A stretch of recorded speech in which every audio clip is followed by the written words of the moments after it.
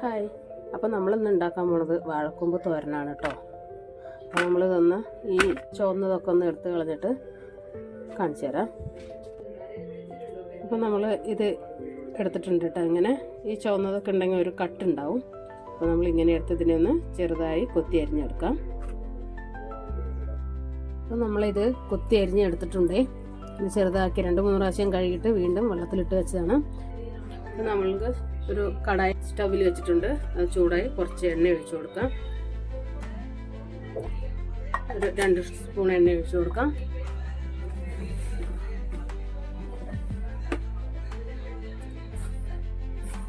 അതിലോട്ട് ഒരു 1/2 സ്പൂൺ കടുക്, ഒരു 1/4 ടീസ്പൂൺ നല്ല ജീരകം, അതിലോട്ട് ചുവന്നുള്ളി,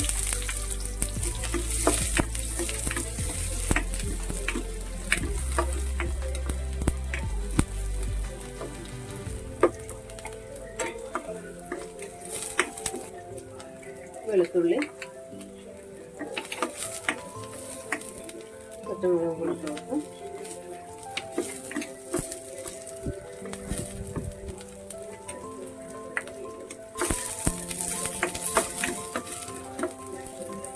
കുറച്ച് കറിവേപ്പിലയും കൂടെ ഇട്ട് കൊടുക്കാം.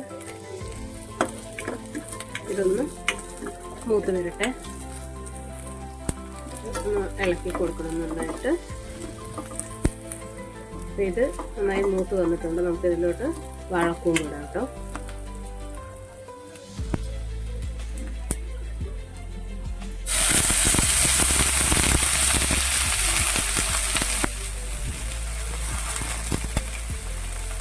ഒരു 2-3 പ്രാവശ്യം കഴുകി വെച്ചതാണ്.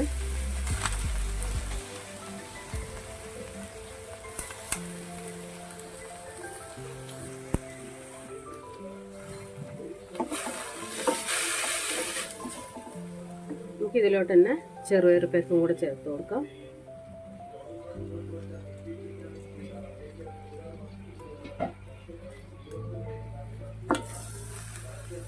കുറച്ച് മഞ്ഞൾപ്പൊടിയും കൂടെ ഇട്ട് കൊടുക്കാം.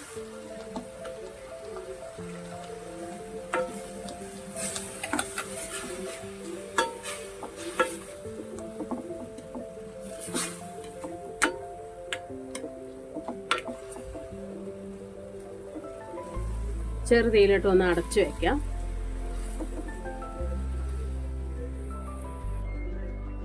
ഇതൊന്ന് തുറന്ന് മേലേക്ക് കുറച്ച് വെള്ളം ഒഴിച്ചു വെക്കാം. ഒരു ലേശം വെള്ളം മതിയാവ്. ഇത്രയും വെള്ളം മതി.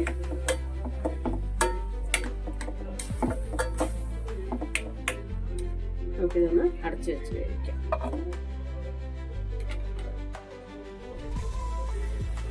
നമുക്കിതിനെ തുറന്ന് കുറച്ച് ഉപ്പിട്ട് കൊടുക്കാം.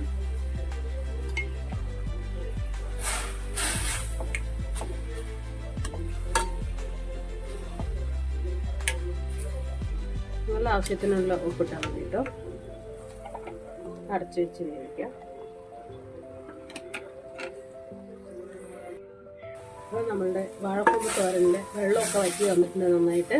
നമുക്ക് ഈ തേങ്ങയും കൂടെ ഒന്ന് ചേർത്ത് കൊടുക്കാം.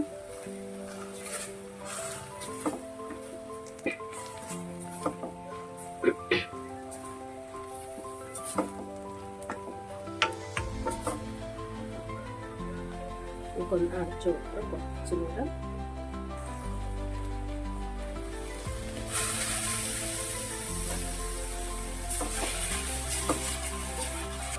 അപ്പം നമ്മുടെ വാഴക്കൂമ്പ് തോരൻ റെഡി ആയിട്ടുണ്ട്.